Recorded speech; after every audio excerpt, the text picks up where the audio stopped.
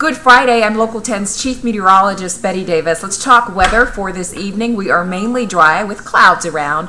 Big changes on the way for tomorrow as we track potential tropical cyclone 18. We'll be watching to see if this evolves into tropical storm Philippe on Saturday.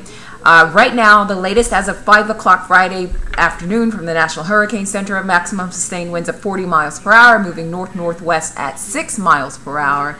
The bottom line on this system, as it gets closer to Cuba and South Florida, it's expected to be a rainmaker. So here are some of the hazards we're anticipating with that rain. Some 3 to 5 inches, by the way, officially forecast for South Florida. That does include the Keys. Isolated amounts of 8 inches. Cuba, Northwest Bahamas, some 4 to 8 inches of rain. Isolated amounts of 10 inches. And this could cause some flash flooding. And for some of those regions, mountainous areas could be dealing with mudslides. All right, tropical storm conditions arriving to Cuba Saturday and the Northwest Bahamas Saturday night. Doesn't look like this is going to be much of a wind event for South Florida. Rain, as I mentioned, that's our big story. So be ready for wet weather on Saturday and then rain early on Sunday. A cold front blows through and clears us out during the day. Northwest winds, brisk start to kick in, and cooler air arrives on those northwest winds. That drops our temperatures to about 60 by Monday morning. Some areas will wake up to the 50s. So that's the forecast.